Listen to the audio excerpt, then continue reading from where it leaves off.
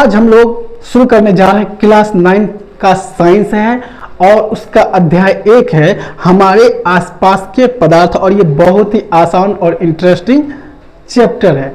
ये करने के बाद तुमको थोड़ी सी बेसिक नॉलेज हो जाएगी और उसके बाद आगे के जो चैप्टर है वो बहुत ही आसानी से तुमको समझ भी आएगा। ठीक है, तो बहुत ही अच्छा है और इसको तुम लोग ध्यान से पढ़ना। मैं जितने भी क्वेश्चन जो बुक में होगा वो भी, और जो चैप्टर के बीच बीच में जहां से भी इंपॉर्टेंट मुझे लगा है वो सारी मैं करवाने का कोशिश किया हूं। और तुम लोग कॉपी कलम साथ में लेके बैठना और साथ में लिखते जाना, लिख लेना, क्योंकि समझ भी रहे हो और लिख भी लोगे तो बहुत ही आसान हो जाएगा। और ज़्यादा लंबा वीडियो भी नहीं होगा, 4-5 क्वेश्चन एक दिन में मैं करवाने वाला हूं, तो तुम लोग को पता भी नहीं चलेगा, बहुत ज़्यादा टाइम भी नहीं देना पड़ेगा, तुम लोग बोर भी नहीं होगे और आराम से चैप्टर भी खत्म हो जाएगा। तो हम लोग शुरू करते हैं प्रश्न 1 से। देखो, पदार्थ किसे कहते हैं? प्रश्न 1 में है पदार्थ किसे कहते हैं?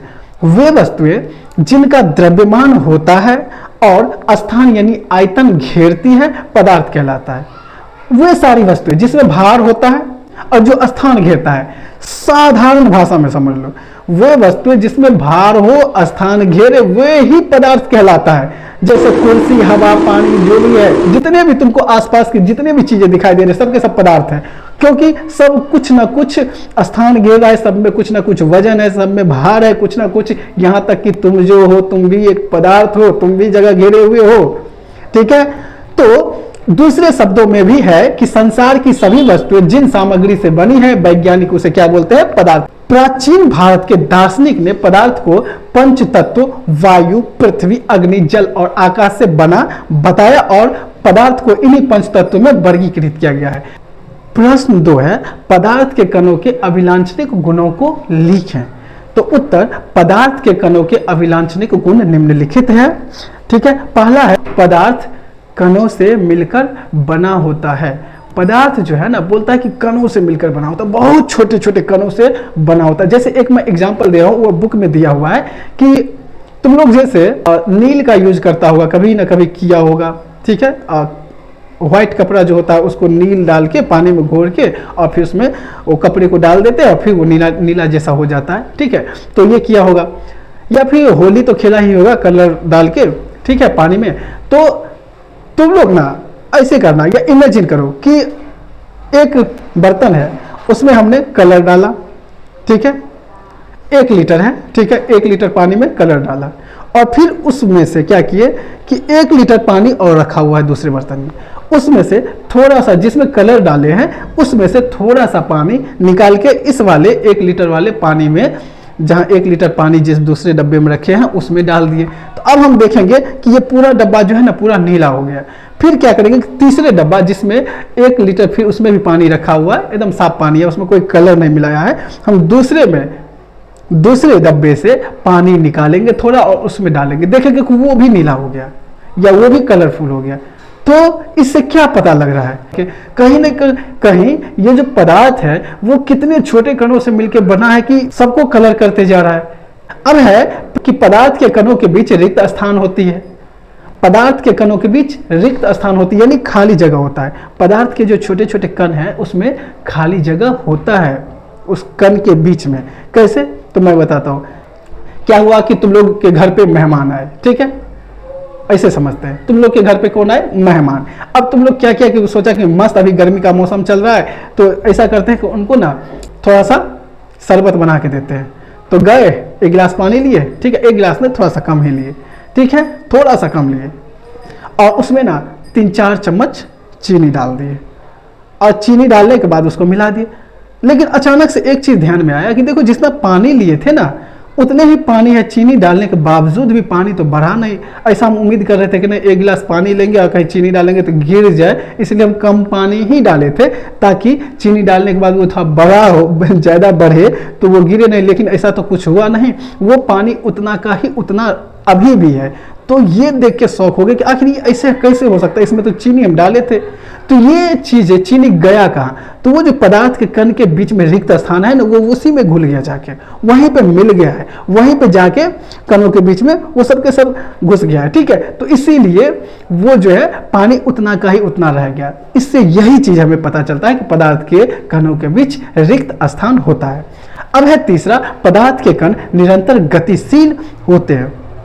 ये पदार्थ का जो कण है ये हमेशा गति करते रहता है। कैसे?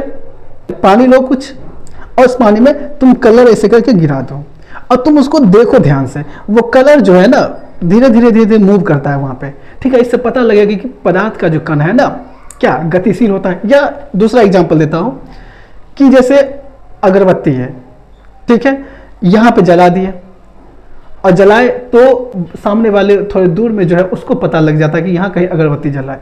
या ऐसा नहीं तो हम लोग मार्केट जाते हैं, ठीक है, और वहाँ पे हम कहीं रहते हैं दूर में ही, लेकिन हमको पता चल जाता है कि आसपास कहीं जलेबी बन रहा है, आसपास कहीं समोसे का खुशबू आ रहा है, या आसपास कहीं ऐसा लगता है कि मछली मंडी है, ठीक है।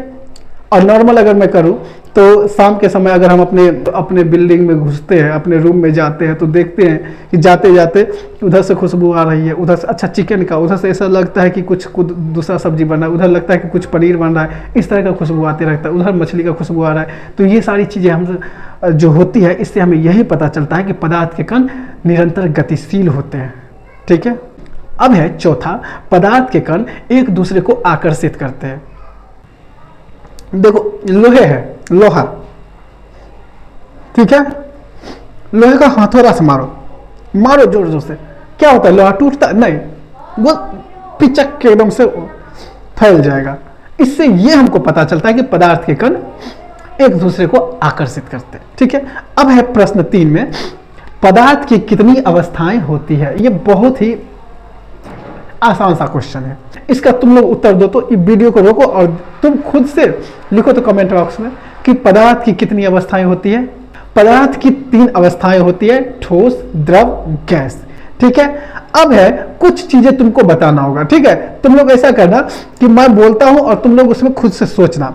चौथा प्रश्न है, अभी तक जितना पढ़े हो उसके हिसाब से, कि प्रश्न 4 में निम्नलिखित में से कौन से पदार्थ है। मैं बोलता हूं, तुम लोग बताना कि ये पदार्थ है या नहीं, और कमेंट बॉक्स में तुम लोग लिखना कि ये पदार्थ है कि नहीं, ठीक है। कुर्सी पदार्थ है या नहीं, वायु पदार्थ है या नहीं, स्नेह जिसको हम प्यार बोलते हैं, लव, ये पदार्थ है या नहीं, गंध, स्मेल जो गंध आता है हमको, वो पदार्थ है या नहीं, घृणा, हेट, नफरत, ये जो हम करते हैं वो पदार्थ है या नहीं, बादाम, आलमंड जो हम खाते हैं उसके बारे में बताओ क्या है, पदार्थ है कि नहीं, विचार जो थॉट हमारे दिमाग में आता है वो पदार्थ है या नहीं, शीत, कोल्ड, ठंडा जो हमें महसूस होता है उसका बात किया जा रहा है, वो पदार्थ है या नहीं, नींबू पानी पदार्थ है कि नहीं लिखना है। इत्र की सुगंध, इत्र का सुगंध जो हम सांस जब लेते हैं और उसका खुशबू जो हमें आता है वो चीजें पदार्थ है कि नहीं,